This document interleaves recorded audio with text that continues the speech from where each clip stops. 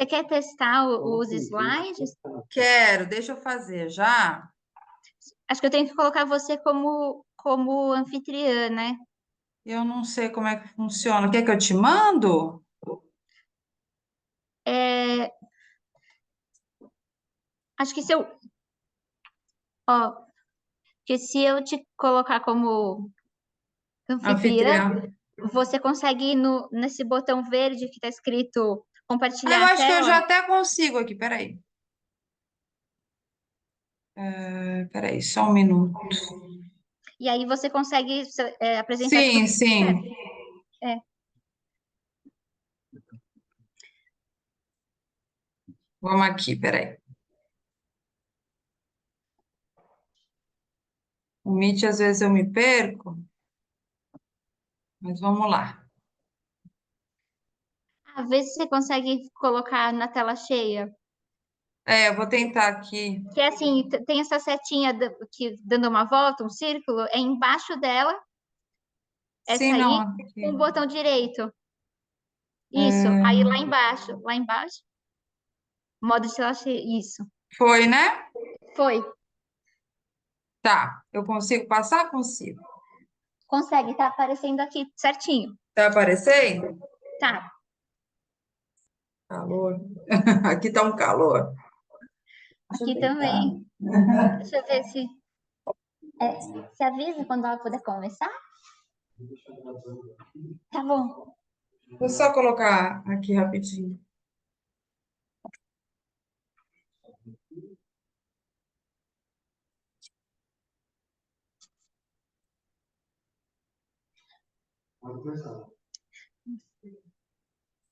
Ah, ela só foi pegar alguma coisa, eu acho.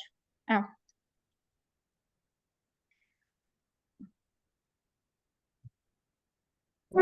Oi, pode começar, tá?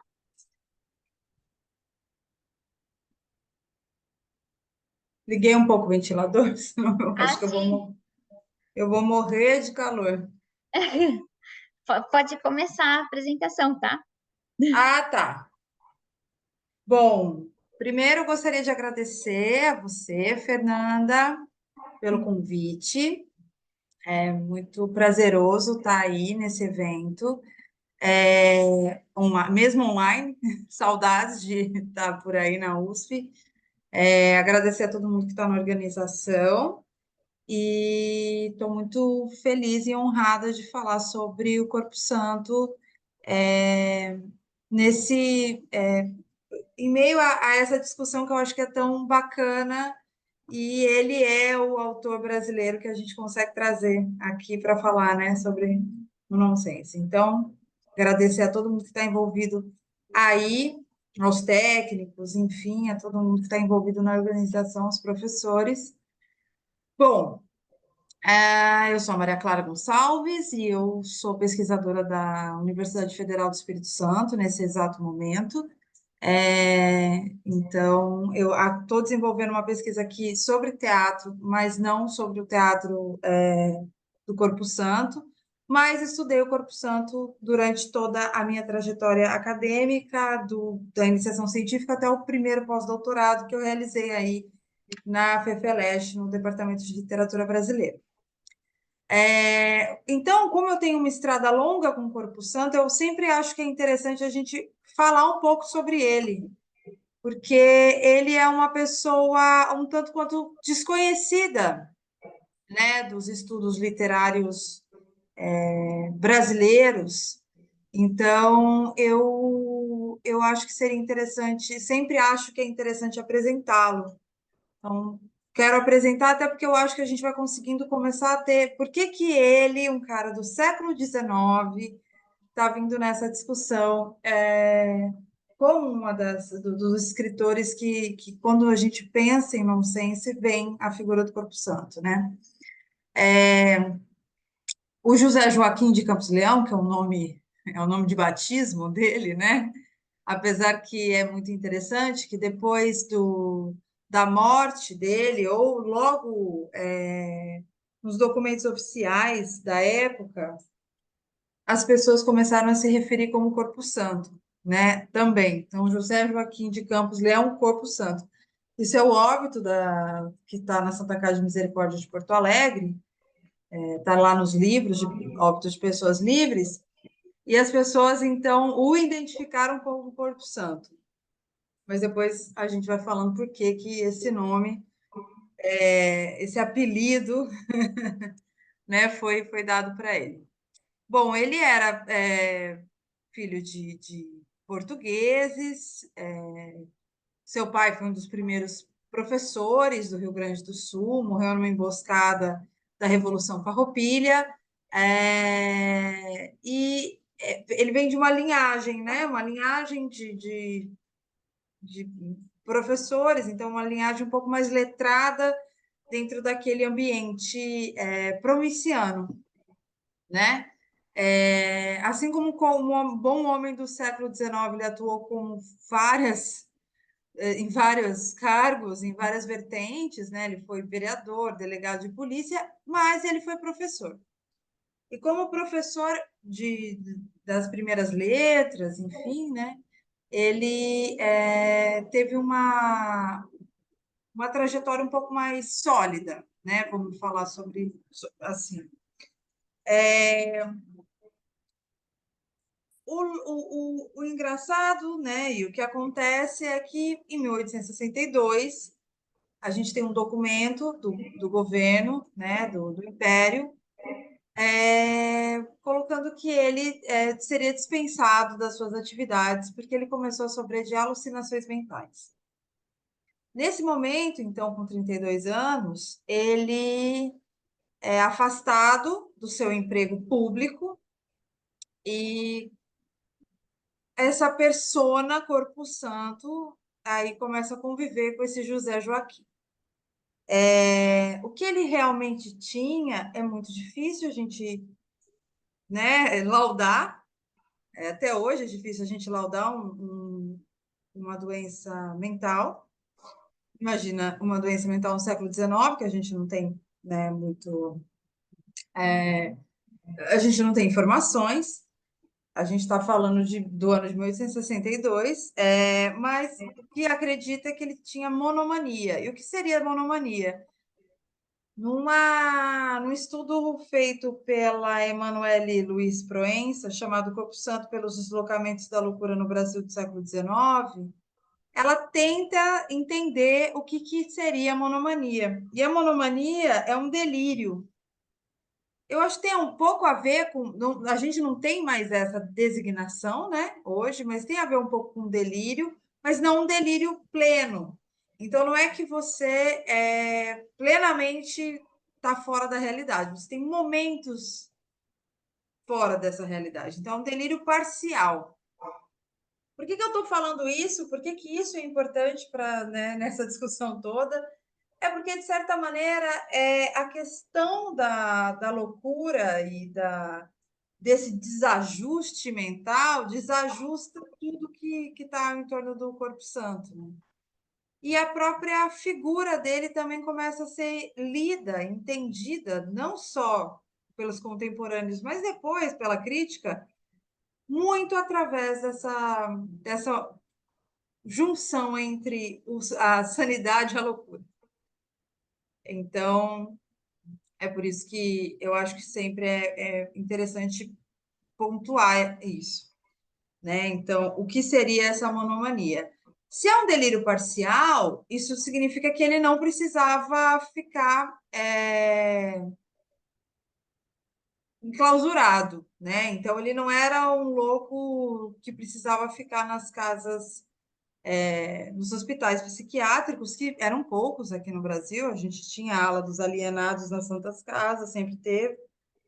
Mas a discussão mesmo sobre doença mental no Brasil ainda estava muito incipiente. Enfim, a gente está num país né, se organizando no século XIX. E no Rio Grande do Sul também, uma cidade, uma província se organizando, Porto Alegre ainda, uma cidade passando por transformações, como foi o século XIX. Né? Bom, essa mudança de persona, enfim, essa doença, né? faz com que ele incorpore Corpo Santo ao nome, né? E é interessante porque tem um trecho da enciclopédia, que é a grande obra dele, que ele fala que depois de contar 34 anos de idade, entrei na barriga de uma mulher e saí pelo umbigo. O que mais interessante é dar-lhe um beijo. Suponho que este fato aconteceu para que se cumprisse as palavras de Jesus Cristo, né, JC, para entrares no reino do céu, de Deus, a vez de nascer outra vez. Então, há uma transformação dele, em que ele coloca essa transformação nessa obra que a gente vai falar mais para frente. E aí ele é afastado da família. Como isso aconteceu de fato, né, é muito difícil da gente entender, mas até então ele passa a acreditar, eu estou colocando entre aspas acreditar, porque é o que ele fala, tá? Que a maneira como ele vai construindo essa nova persona, esse corpo santo, que então era só uma pessoa física, é quase como uma pessoa física e a pessoa jurídica começam a se conectar, né? Então, ele também passa a se vestir de maneira peculiar, né? E nos seus escritos ele se coloca como capaz de realizar milagres, né? E também ter o poder de transmitir, de receber a alma de outras pessoas vivas. Então, não é um processo de mediúnico, né? Assim, de mortos, não, são pessoas vivas que poderiam entrar no seu corpo e em um processo chamado transmigração de almas. Isso faz com que a mulher dele, a Inácia Maria de Campos Leão, ela, ela comece, que também era professora, por sinal, eles comecem um embate judicial, porque eles se separam, né? Então, ele abandona a família, diz que ele mesmo abandonou a família, que era uma família que ele tinha 4 filhos, né? 3 meninas e um menino. E então ele começa a gerir os bens dele, que não eram poucos. Ele não era um cara, era um cara bastante com uma certa fortuna, né? E, e essa briga judicial envolve não só a Inácia, mas algumas autoridades de Porto Alegre, segundo o Corpo Santo nos seus escritos, né? Toda vez que eu falar os seus escritos, é enciclopédia, que aí eu vou falar mais para frente. Isso faz com que ele vá, ele tenta começar a receber laudos para que ele consiga gerir essa sua fortuna, mas os laudos, muitas vezes, alguns dizem que ele está apto, outros não. Ele vai para o Rio de Janeiro, ele é consultado pelo João Vicente Torres Homem, que é o médico, foi o médico do Dom Pedro II, que foi um médico que também responsável por alguns asilos e alguns o Hospício Pedro II, que tinha sido inaugurado algumas décadas antes, no Rio de Janeiro, um hospital apenas para doentes mentais, enfim, doenças ligadas à psique. E então ele tem um laudo para dizer que não é que ele não sofria de nada, isso é sempre interessante destacar, porque o laudo não é que ele era uma pessoa sã, mas que ele era uma pessoa que conseguia conviver em sociedade. Então, se ele conseguia conviver em sociedade, ele conseguia gerir os seus bens. Assim, essa briga sobre o dinheiro, a gente nunca, como eles tinham uma certa fortuna, o que ele estava fazendo com esse dinheiro, a gente não sabe direito, né? Mas assim, se ele estava abandonando a família, abandonando os filhos, a gente não tem muita consciência, porque a gente só tem a fala dele, não tem a fala da Inácia. né? Ele foi rico até o fim da vida, então ele tinha um bom dinheiro, e esse dinheiro fez com que ele abrisse uma tipografia e conseguisse imprimir toda a obra dele. Abrir uma tipografia só para a impressão de seus livros, por exemplo, era algo tão simples, então barato. E ele consegue, então a gente só tem consciência de quem é o Corpo Santo porque ele conseguiu se editar, né? Então, senão a gente não saberia da história dele. E aí é interessante que foi através desses escritos, né? A escrita se torna uma arma muito grande para ele, que ele vai começando então a escrever variados textos de variados gêneros. E aí ele começou a apresentar ao mundo essa nova persona, que era o santo gênio incompreendido. Então, além de ser um santo, ele era um gênio e ele não tinha compreensão dos seus contemporâneos para o entendimento de seus textos e nem para o entendimento de si, né? Então, ele cria nessa enciclopédia, que é um conjunto de textos, né, uma coleção de textos que está disponibilizada na Biblioteca de Obras Raras da PUC do Rio Grande do Sul, digitalizada. Então, para quem tiver curiosidade, quiser ir até a biblioteca, só digitar, né, Biblioteca de Obras Raras da PUC do Rio Grande do Sul, pode digitar enciclopédia, desse jeito que está escrito. E essa coleção, então, ela conta com escritos que foram desde 1848 até 1877. Todos eles. Tudo que ele tinha, quer dizer, tudo, né? Tudo que ele quis colocar ali, né? Enfim. Então, esse conjunto de textos, que também a gente vai falar um pouco mais, que durante bastante tempo ficou uma relação um pouco difícil, é um conjunto de textos difícil de entender, de ler, mas que tem uma relação profunda com o teatro de Corpo Santo.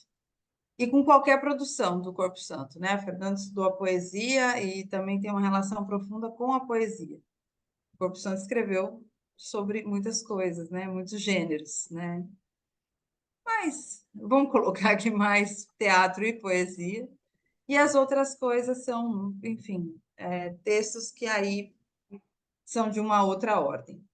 Bom, a coleção ela é disposta da seguinte maneira: primeiro volume 1, que são em duas partes, poesia e prosa. O volume 2, pensamentos e poemas. O volume 3 não foi encontrado. O volume 4 são as comédias, né, intitulado Romances e Comédias.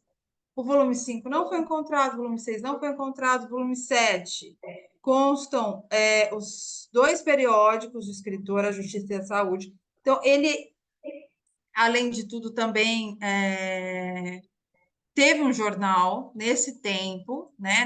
Nesse imbróglio judicial, ele também abriu um jornal que a gente não tem informações reais se ele existiu, como ele existiu. A gente só tem as informações que o próprio Corpo Santo dá. Mas, ao que parece, esse jornal tinha assinantes. Então, ele, de fato, conseguiu ter um jornal em que ele colocava ali notícias de Porto Alegre e também notícias suas, né? O volume a Justiça é o jornal que existe mesmo e a Saúde é o jornal que ele queria fazer, né? O volume 4, que chama Miscelânea Curiosa, o nome é interessante, né? Porque ele gosta muito desse agrupamento de coisas que desconexas, né? E aí a gente já começa a pensar um pouco no próprio nonsense. E o volume 9, que é dividido em 4 partes, que é interpretações, pontos que parecem contraditórios no Novo Testamento do nosso Senhor Jesus Cristo, Alguns pensamentos escritos por mim nesses últimos tempos, restos do que creio, julgo ou penso não terem sido impressos em algum dos meus 8 livros. Introdução. Ele tem uma introdução da biografia dele, né? Ele tem um ponto ali que ele fala sobre a biografia dele, de uma maneira bastante literária, né? E, e aí a gente percebe que o que a gente tem nesse amontoado, né, de coisas não é só. Primeiro que assim, a própria palavra enciclopédia ela nos remete a algo organizado, né? Um princípio de organização. Então, a enciclopédia no final do século XVIII, né, quando ela é criada, ela é criada para apresentar as coisas do mundo, né? Então, você vai lá, uma ordem alfabética, e aí você tem os pequenos verbetes. Não é bem isso que acontece com a enciclopédia do Corpo Santo. Aliás, não é isso, não é nem bem isso, não é isso que acontece. Segundo, que ela tem um segundo nome, que é 6 meses de uma enfermidade. 6 meses são o tempo em que ele levou para escrever as peças dele. Então, seria quase uma febre criativa, né? Nesses 6 meses, a gente poderia ler, aí a gente também está muito. A gente pode entender o conjunto dessas peças como um ponto principal. A partir dali, todo o resto, né? Como se ele quis pontuar, até porque o teatro era algo bastante significativo no século XIX, né? Então, a partir do teatro, os 6 meses também girava tudo que está escrito ali naqueles textos, né? Há uma organização. Durante muito tempo achou-se que não tinha nenhuma organização, mas também não dá para a gente falar que não tem.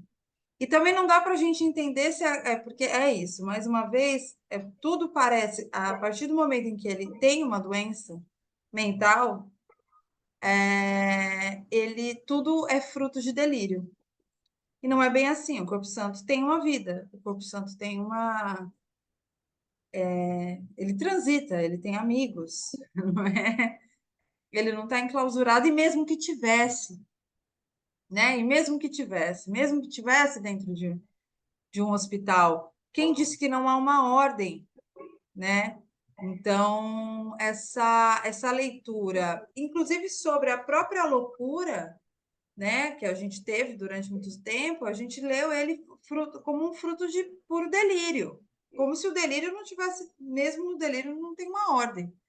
Tem uma ordenação que possivelmente é orientado pela intenção de gerar efeitos de surpresa e estranhamento, efeitos em alguma medida artísticos, o que permitiria a leitura dessa obra como algo semelhante a uma obra literária. O que significa isso? Significa que a enciclopédia é muito mais do que uma mera coleção de textos avulsos, né? É quase um diário literário desse escritor. A autoficcionalização de si, porque naquelas páginas ele vira o Corpo Santo, e ali ele constrói o universo que ele quiser, ele se compara a Jesus, ele fala que ele vai ter uma igreja, entendeu? Ele faz. Então, assim, aquele universo é o universo dele. Naquele universo, quem manda é ele. Se ele não mandava em nada fora daquilo, e não é bem assim, né? Que a gente sabe, se ele conseguiu ter uma fortuna, se ele conseguiu fazer coisas, então não é que ele não mandava em nada. Mas se ele estava tendo dificuldade de ser entendido, de se fazer entender, naquele universo ele manda. E aí essa persona, então, toma conta, né? E aí ele faz esse arranjo desse mundo. Nesse mundo pode tudo que ele quer. Então, se a gente vai pensar que a produção dramática ou a produção de poesia dele vai obedecer à ordem que ele quer. E elas obedecem a uma ordem muito semelhante, né? Então, elas têm uma conexão. a gente consegue colocar as duas juntas, né? E não só essa, tá? Outras coisas também. Não sei não só esses dois gêneros. Bom, no volume 4 que está escrito a dramaturgia que tem as comédias, para falar a verdade, está escrito romance e comédias, mas só tem comédias. Os romances, não sei se não tem, enfim, ou se ele quis brincar, então, a gente não vai saber, mas a gente entende então que só tem comédia, que são as 17 comédias dele, que é o hóspede atrevido, o brilhante escondido, a impossibilidade da santificação, a santificação transformada, o marinheiro escritor, dois irmãos, duas páginas em branco, Mateus e Mateusa, as relações naturais, hoje sou um e amanhã outro, eu sou vida, não sou morte, a separação de dois esposos, o marido extremoso ou pai cuidadoso, um credor da Fazenda Nacional, um assovio, certa entidade em busca de outra, lanterna de fogo, um parto e uma pitada de rapé que é incompleta. Só para uma informação, porque talvez quem não conhece vai falar, mas por que que está escrito com S? Por que que Corpo Santo é com Q? Porque nessa lógica dele, né, nesse universo dele, também ele abre a possibilidade da língua também ser subvertida. Então, ele, amparado por um método, e aí ele fala, né, que é amparado pelo método do Antônio Feliciano de Castilho, que é um escritor português, ele cria uma nova gramática para a língua. E nessa nova gramática da língua, ele vai escrever da maneira que ele acha mais conivente, né?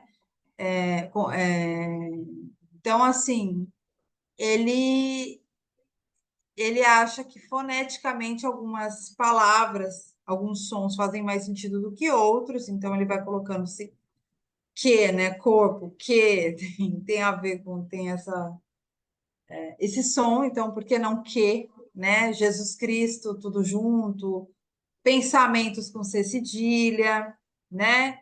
Então a gente tem é claro que ele não dá uma explicação muito precisa sobre isso. Então a gente fica bem. Tem momentos, por que que é essa letra? Por que que não é, né?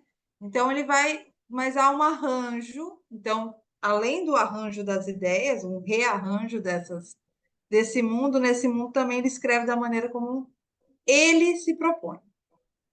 Ele propõe um jeito de escrever e é isso. Então, enciclopédia com S, tá? Então, assim como quando vocês lerem os textos, é claro que aqui, por exemplo, as peças, a gente está usando elas na gramática normativa nossa, né? Mas ele não escreveu desse jeito, né? Bom, o Corpo Santo, ele morreu em 1883, tuberculoso. Essa coleção da enciclopédia circulou em alguns lugares. Durante muito tempo achou-se que isso não tinha circulado em nenhum lugar, e ele tinha ficado, então, no anonimato pleno e absoluto. Só como uma figura anedótica da cidade de Porto Alegre. Aquela coisa, você conhece um escritor doidão chamado Corpo Santo, que era daqui, enfim, era.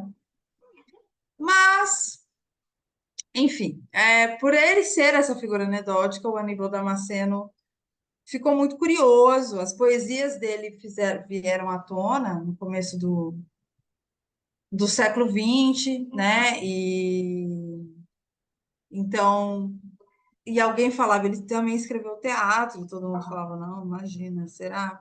Esses livros do Corpo Santo, esses volumes, eles foram indo parar em lugares. Como ele imprimiu isso? Ele diz que tem informações em algumas na capa que aqui tinha um preço, mas ele conseguiu vender? Talvez não. E depois ele fala que que ele deu gratuitamente. Então ele não sabe como que isso aconteceu. Então ele pegou esses volumes e foi distribuindo, ou alguém comprou, não dá para saber, mas isso foi parando em bibliotecas particulares, né? Quando chega no Grêmio no César,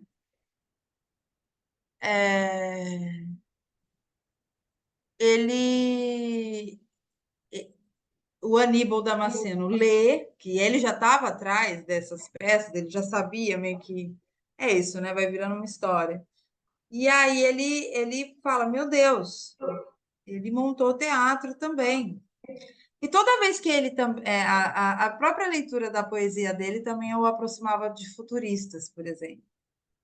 Né? Então, a poesia dele também já não era muito bem entendida como algo do século XIX. Essa poesia não, ela é muito diferente. Então, quando isso foi achado na década de 60, e eles conseguem fazer a montagem em 1966, exatamente 100 anos depois, é um frisson da Porto Alegre, né? E o Guilhermino César, muito empolgado com a montagem de eles montaram 3 peças, né? Mateus e Mateus, as relações naturais e eu sou vida, não sou morte. Ele fala no programa da peça, né, que esta noite há de ficar assinalada na história cultural do nosso teatro. Corpo Santo não é um homem normal e suas peças evidentemente se bitolam na medida do excepcional e são realmente excepcionais, como invenção, humor, nonsense involuntário, categoria dramática. Pode-se rir e convém que assim seja, de tudo que fez o pobre homem escrevendo ou vivendo. Mas no teatro, o riso que lhe dedicamos é de homenagem, a que habitualmente tributamos aos grandes Gil Vicente, Molière, Antônio José, Ionesco e Suassuna. É na companhia, quando nada dos maiores nomes do teatro brasileiro, que o obscuro professor da província deverá ficar de agora em diante. Então, quando ele é descoberto, meu Deus, ele é um gênio. E aí ele vai para o Rio de Janeiro, as peças dele vão para o Rio de Janeiro. O Sena monta, o Antônio Carlos de Sena, que é o diretor da montagem de Porto Alegre de 66, monta, mas monta com um grupo de teatro amador. Mas aí o Luiz Carlos Maciel, que é uma figura importante do teatro brasileiro, monta com um grupo de profissionais e aí faz um frisson né? Primeiro que está no Rio, né? Está no foco, né? Numa cidade importante para a cultura, para o círculo teatral, né? E aí o Carlos Drummond de Andrade, nesse relatório de maio, publicado no Correio da Manhã, faz uma menção a ele, né? Porque ele foi encenado em maio de 1968 pelo Luiz Carlos Maciel, e é essa encenação, então, que de fato o faz ser bastante conhecido no meio teatral. E aí, só ler rapidinho aqui, naquele maio a Bolsa fechou por excesso de instruções que mandavam fazer o oposto do contrário, ao contrário do contrário do contrário. Naquele inverno, o grupo Licht Capital reformulava a dialética anti-Hegel e o estruturalismo continuava na onda, passando à frente de Bonnie Clyde, sem desbancar McLuhan, Chacrinha e o teatro do absurdo institucionalizado. Corpo Santo é quem tinha razão naquele maio. Ele faz um apanhado de coisas que estão acontecendo, né? Culturais naquele período, e Corpo Santo é um deles. E aí é interessante que quando então esse conjunto de peças vem à tona, né? Então, quem é esse cara? Quem é essa dramaturgia? Por que que as pessoas ficaram tão absolutamente empolgadas com o Corpo Santo? Justamente por conta. Primeiro, a gente tem 2 pontos. A gente tem em 1961 a publicação do Teatro do Absurdo do Martin Esslin, que é um estudo crítico que reúne ele dá essa alcunha a um conjunto de produções dramáticas de alguns autores produzidos no final da Segunda Guerra, após a Segunda Guerra, em que seriam textos que teriam vários pontos em comum, e vários deles falariam bastante, teriam como, aqui falando não nonsense como gênero, mas o nonsense como um recurso, né? Que teria o nonsense como um ponto em comum, a não só isso, tá? Outros pontos em comum, outros recursos. E essa ironia, essa desestabilização do ser, então ser um homem corrompido, fragmentado, sem perspectiva, e esse conjunto, então, tudo que era um pouco inadequado, que era quase um teatro antiteatro, um teatro que não obedecesse a uma ordem tão clássica, apesar de a gente já ter tido uma crise do drama, esse teatro, esse conjunto de peças seria denominado teatro do absurdo. Isso faz um barulho muito grande na crítica, não só brasileira, mas uma crítica mundial em relação ao teatro, que as pessoas passam a ler esses autores como autores do teatro do absurdo, mesmo que eles não se deem esse nome. Eles se juntaram porque um crítico o juntou, né? Então, a gente está impactado com essa nova vertente do teatro mundial. E isso, então, começa a estar dentro do círculo teatral, e o Corpo Santo aparece nesse momento. Então, parece, ele era tão esquisito, ele estava tão, que aí ele era o quê? O precursor do teatro do absurdo. Não, não é nenhum francês, não é nenhum inglês, não é nenhum irlandês, o que é um brasileiro de Porto Alegre. Então, assim, o que a gente tem nesse conjunto da dramaturgia do Corpo Santo, né? Primeiro que ele assina, no final das peças, o tempo que ele criou, né? Então, ele fala que ele fez as peças em algumas horas, entre janeiro e junho de 1866. As particularidades dessa dramaturgia têm a dicção cômica própria, situações nonsense, o retrato caricatural, grotesco das dramatis persona e ação, a tonalidade satírica e farsesca, aberta ao baixo cômico, a subversão das unidades dramáticas e a fragmentação. Esses elementos mesclam-se as situações exemplares de orientações morais ligadas ao contudo ética e civilizado. Se a gente lê os autores do absurdo e lê o Corpo Santo, ele não é, tá? Não. Até porque até o próprio termo do teatro do absurdo hoje é bastante discutido, mas vamos colocar que se a gente fosse levar ele, né, a fundo, a gente vai ver que não vai para o mesmo lugar. Tem elementos parecidos, mas não vai para o mesmo lugar. E essa foi a minha tese, né, para entender que ele está no lugar do século XIX, por exemplo. Mas, num primeiro momento, não, é isso. Então, as pessoas eram tão impactadas que os críticos eram impactados, né? Então, o Michalski, por exemplo, que é um crítico muito famoso, ele vai ver a montagem do Maciel e faz essa crítica. A julgar pela amostra apresentada, a descoberta de Corpo Santo é um dos acontecimentos de notável importância que não só torna obsoleto todos os livros de história da dramaturgia brasileira que não mencionaram sua obra, como também transcende as fronteiras do Brasil e merece ser estudado dentro de um contexto internacional. O escritor gaúcho é muito provavelmente o precursor do teatro do absurdo, uma vez que algumas décadas antes de Alfred Jarry, ele colocava em prática ideias de anteteatro baseado no mais violento nonsense, algumas das quais dignas de fazer inveja a Ionesco e seus seguidores. Depois o Michalski fala que ele errou. Anos depois, ele volta atrás. Mas, assim, isso vai ser muito importante nessa dramaturgia, nessa leitura da dramaturgia dele, porque as pessoas então vão começar a encarar ele. Então, os estudos críticos sempre vão para esse lugar, todos os estudos críticos que vêm logo em sequência, logo na sequência, eles vão sempre ler a partir disso, porque isso começou a ser algo recorrente. A gente não sabia direito da vida do Corpo Santo, só sabia que ele tinha passado por problemas com a família, que ele era um cara considerado louco, né? Vamos usar essa palavra.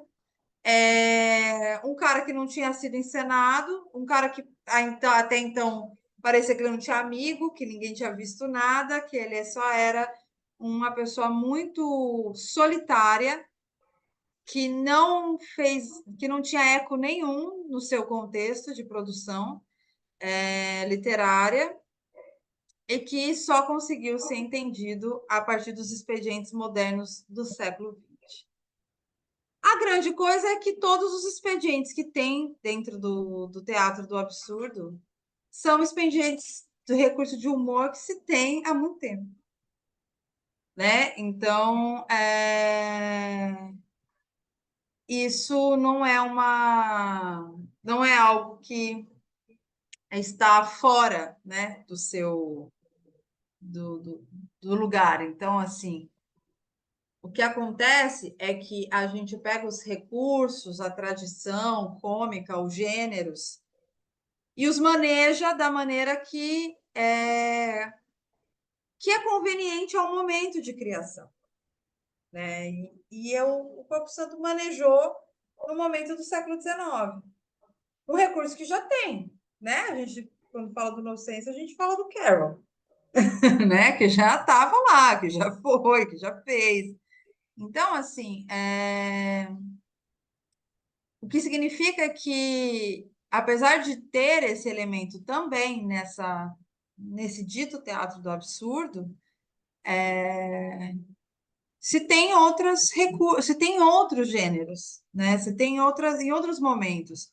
E a comédia é um espaço em que a gente é mais livre para criar.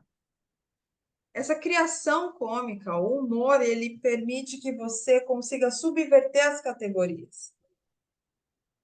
Porque o humor, ele nasce disso, ele nasce da subversão. Ele se entende como subversivo. Então, o risível, a lógica, a lógica vai perdendo, né? A gente está falando de momentos. Qual que é a lógica do momento do século XXI? A lógica do momento do XIX é outra, a lógica do XVIII é outra. Ele vai se adaptando a isso. Então, nesse caso, eu estou falando como recurso, né? A gente pode ler o nonsense como gênero, como Fernanda faz, né? Mas eu estou aqui, eu estou usando como recurso. Ele é utilizado, né? Frequentemente utilizado por Corpo Santo, relacionado à manifestação da subversão da lógica, seja por meio de ações sem relações claras de causa e consequência, seja pelo uso lúdico ou gratuito da linguagem como forma de subversão da racionalidade discursiva, né? Que é um ponto em que o nonsense aparece, principalmente através da linguagem, né? Sob essa sustentação, encontram-se os disparates, os jogos vocabulares, o discurso bestialógico. Com efeito, são recorrentes nas peças de Corpo Santo elementos sem lógica e a subversão de convenções de verossimilhança relativas aos acontecimentos ou à linguagem. Embora tenha se inscrito como recurso eficiente na poética da modernidade, o discurso do nonsense constitui categoria cômica e possui antecedentes que perpassam uma longa tradição junto aos gêneros vinculados ao riso. Né? Então, quando a gente vai entender, o Corpo Santo, a gente sempre, em vez de ir para frente, talvez é interessante ir para trás. Né? Mas o que acontece? Durante muito tempo, essa tradição essa outra tradição, né, a tradição cômica, ela não foi tão bem trabalhada, vamos colocar assim, ela não foi tão bem falada, né? O riso sempre ficou num lugar meio como se não se levasse a sério, né? Eu acho que a gente vem de uma tradição agora, de um tempo agora, em que a gente está reavaliando revendo, né? Então, a gente estava no momento de descoberta do Corpo Santo, no momento em que a gente queria a gente estava pensando em outras coisas. A pesquisa, os olhares mudam também de acordo com o tempo em que a gente está, né? Então, por isso que naquele momento, aquele foi o olhar, e hoje a gente pode olhar não só o Corpo Santo, mas vários outros autores e outras maneiras de se ler os gêneros, né? E os recursos, enfim, e o cômico como um todo, como uma longa tradição e com uma grande tradição e como um ponto importante para o entendimento da própria escrita, da própria cultura, enfim. É um gênero que durante muito tempo ficou assim, num outro lugar. Então, por meio disso, o nonsense ele é algo que que está ligado a esse projeto todo do Corpo Santo. A gente vai falar da dramaturgia, mas a gente poderia falar da poesia. E a gente poderia falar da enciclopédia em si, né? Esse universo, essa lógica né, nesse jogo lógico das coisas ilógicas que o Corpo Santo faz, isso está dentro desse universo literário que ele criou, que mescla elementos reais e pura criação, e puro devaneio. O que é um, que é outro, às vezes a gente consegue entender. Mas, assim, até que ponto um começa e outro, né, termina, também não é tão simples. Então, por isso que a dramaturgia dele existe, é tão forte esse elemento. Não sei se é tão. Agora, falando sobre a dramaturgia, né? É tão presente. Ler a dramaturgia dele separado dessa criação o que as pessoas fizeram durante muito tempo, eu entendo, porque os livros hoje estão digitalizados, hoje, né, é mais simples a gente fazer uma pesquisa. Mas mesmo digitalizado, essa obra é muito complicada. Ela não é uma obra simples de ler, ela é difícil, é uma desordem, né? É uma ordem muito própria que você tem que ter um conhecimento muito grande sobre outros elementos para você tentar achar um caminho, né? Isso nem significa que talvez você vai ter uma chave interpretativa tão boa assim. Mas o Campo Santo ele é muito peculiar. Isso é um ponto, né? Então eu acho que por isso que ele é o grande chamado quando a gente vai falar sobre nonsense. Assim, né? Já não é. Isso não significa que não tenha nonsense em outros escritores, isso não significa.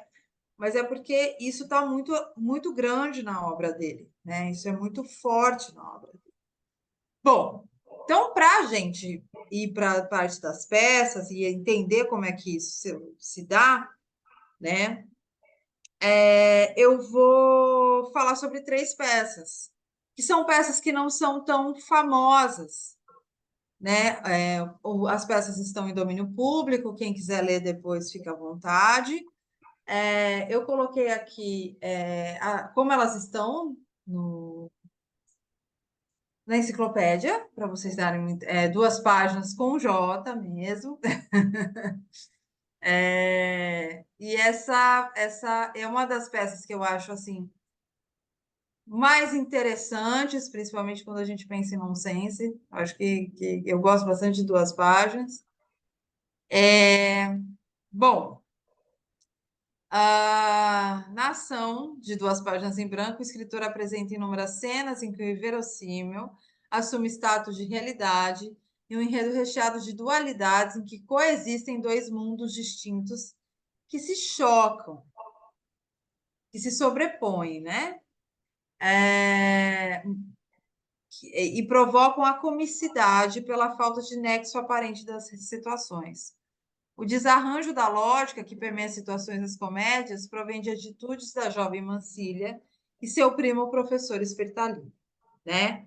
Então, eles começam a peça tendo uma aula. E no meio dessa aula, eles começam a fazer declarações amorosas um para o outro. E aí eu separei esse trecho para a gente ver se eu pudesse, minha querida aluna, aliviá-la do pesar que sente em seu coração, se eu pudesse consolá-la da aflição que parece reinar em sua alma, se eu tiver a força para abraça e beija ou faz que beija. Ah, que doçura eu sentiria, eu fruiria também aquela tranquilidade que tanto apeteço, careço e almejo. Ah, ele está dando aula para duas meninas, que é a Espertalínia, a Estelínia e a Mancília. Celina sai. Muito bem, levanta da mesa e sai. E a Mancília, aqui, e ela se espreguiça. Esse tom onírico, esse tom de sonho, tem algumas peças, né, do Corpo Santo, assim. Parece que aquilo ali não é isso. Parece que é real, mas parece que eu estou num sonho. E no universo do sonho, as coisas são permitidas, né? Tem uma outra lógica esse universo. E aí ela se espreguiça. Que gozo eu sinto neste coração, nesta alma. Parece impossível que nesse império onde se diz tanto gozar possa haver maiores gozos que neste mundo em que habitamos. Prolongue-me, pois, Deus, a existência por séculos. Abraçando o mestre. Meu querido, meu amigo, eu sou tua, tu serás meu. Ainda tocaste-me de tal modo que de prazer quase mataste-me. Sim, viveremos juntos e para sempre. Então eles começam nisso e vão para o quarto. E aí chega uma menina e eles querem falando, olha, não deixa a avó, né, ver, enfim, que eles entraram no quarto e dão uma flor para ela levar para a avó, enfim. E eles entram. Quem fala que eles vão para o quarto é a menina, porque eles só saem. Pensam que eu sou tola, abanando com a cabeça para diante. Eu sei bem, aponta para o quarto. O que eles foram fazer ali? Foram se casar. Então, eles se casam no quarto, né? Pensavam que me enganavam, boas. Eu não levo a flor enquanto eles não saírem de lá, passeando e cantando. Eu sou menina e muito bonitinha. Hei de me casar levando a flor com esta florzinha. Não quero um menino muito formosinho porque é impertinente e muito demente. Prefiro essa flor porque não causa dor.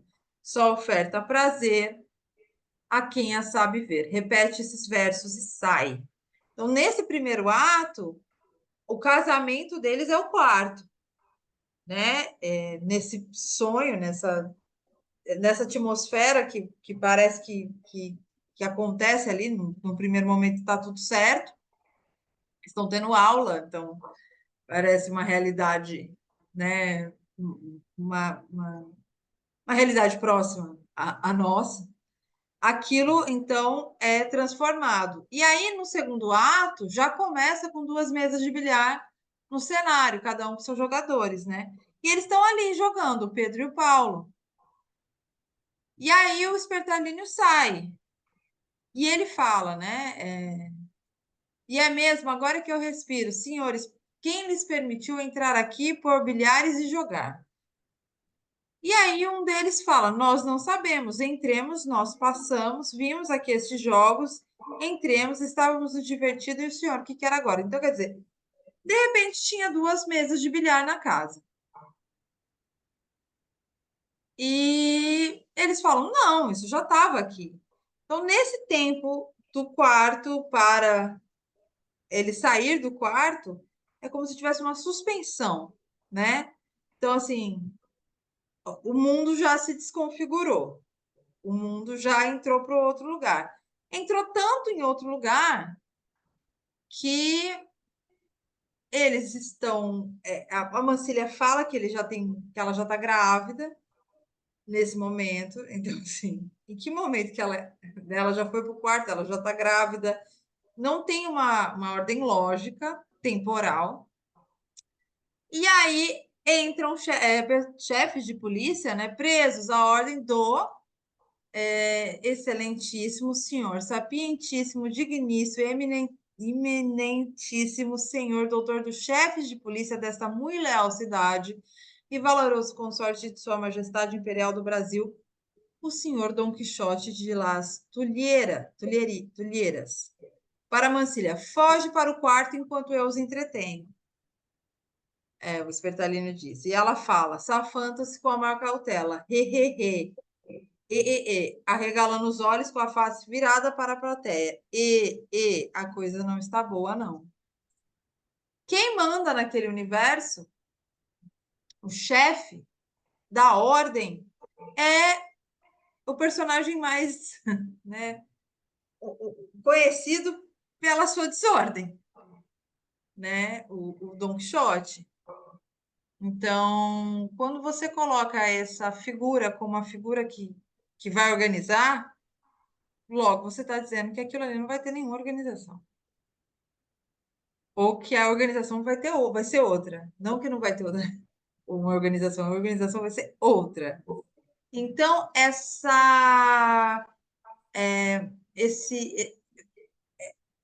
adentrar esse universo, quando esse universo adentra, e você não sabe como ele aconteceu, mas ele foi acontecendo, e aí parece sempre essa coisa meio do sono, o quarto, o espreguiçar, e ela fala depois de novo, nossa, eu tô sonhando, né? Então sempre tem um ponto em que esse sentido ele vai caminhando para outro lugar, né? Então, que eu ia falar aqui, esse sentido ele passa para um outro aspecto, para um aspecto, para um arranjo próprio. Ele só tem sentido ali. E esse sentido ali, porque, né, quando ele fala que o chefe é o Dom Quixote, ele não fala nada, ele tudo bem, é mesmo, é o Dom Quixote, né? E aí há uma sucessão de eventos muito desordenados que acontecem ali.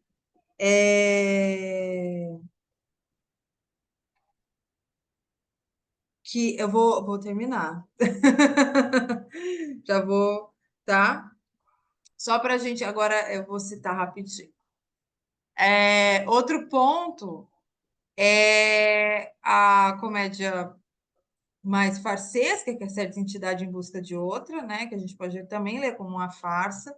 É uma pecinha mais curta, de uma ação mais coesa, e que é interessante que a gente vai ver esse mundo às avessas, justamente por quê?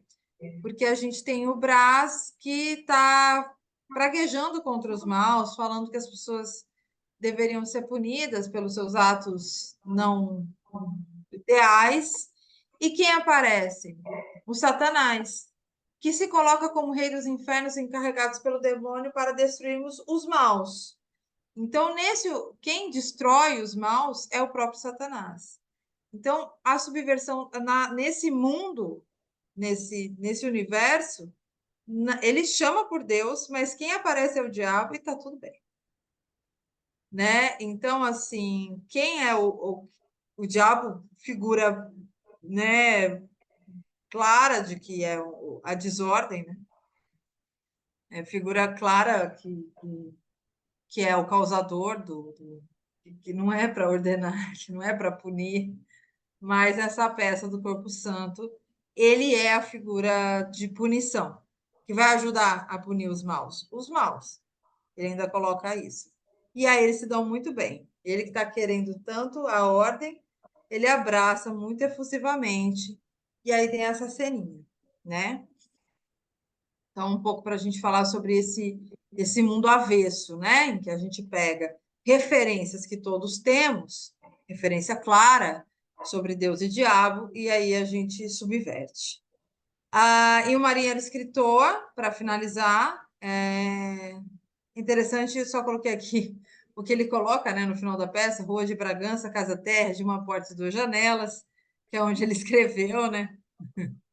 E é interessante porque ele tem uma cena em que tem um defunto, que é um defunto vivo, então a própria lógica, né, um defunto vivo, não dá, né? São dois pontos muito diferentes. Que levanta, que assusta as pessoas ficam assustadas com aquele evento. E a partir desse susto, nesse momento desse susto, houve-se um grande barulho no cenário, gritos, vozerias, barulho no assoalho, por mais de 5 minutos. Ergue-se repentinamente, então as cortinas se abaixam do teatro. O que está acontecendo dentro do palco não é visto pelo público, não tem um acordo entre autor e público, autor e leitor. E aí eles voltam esse universo é transformado. Então, um fala que foi o Rapivalho, fala que foi para o céu, e o Manuel fala que foi para o inferno, e tá tudo bem. Né? E é engraçado porque um fala, eu fui para o céu, e aí o Manuel fala, e a mim sucedeu o mesmo. Não, não sucedeu o mesmo, você não foi para o inferno, para o céu, você foi para o inferno, né? Então, de fato, assim, uma desconexão da própria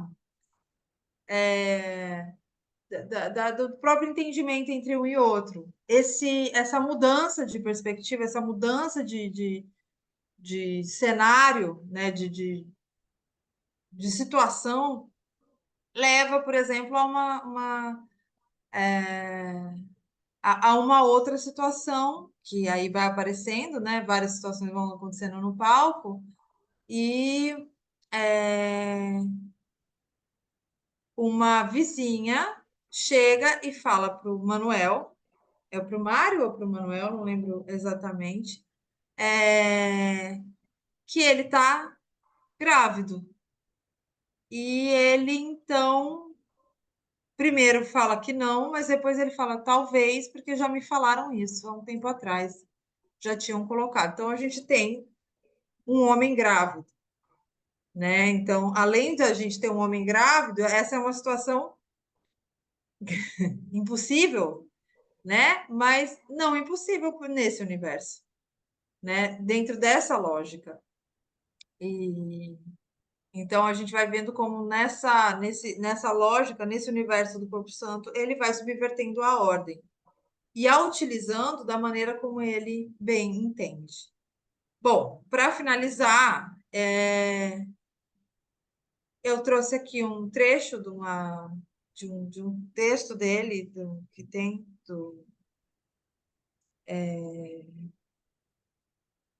e aí ele fala: se eu agora não escrevesse, quem acreditaria de hoje, há um século, que o autor da enciclopédia Os 6 Meses de uma Enfermidade, que o professor público e particular por tantos anos, que nunca foi ao menos censurado, vivesse por espaço de 14 a 15 anos, que tantos são os que decorrerem até hoje, o escritor jornalista, a quem jamais faltou acrisolado patriotismo, sincera verdade, veemente desejo de instruir, recriar e persuadir o útil e conveniente bem, qual irracional morto animal, apenas avistado por milhares de fomentos corvos nessa cidade e em outros lugares, a eles vorazes lançam-se e arrancam-lhe cada qual o seu pedaço. Então, a gente vai ter uma apresentação fragmentária dessa própria figura, né? Anunciando o que virá, porque ele fala daqui 100 anos, mas ele também volta ao passado, de 14, que foi viver por espaço de 14 a 15 anos. Nesse tempo, talvez já, a gente está falando de 14, 15 anos, quando ele tem essa transformação, quando ele vira o Corpo Santo.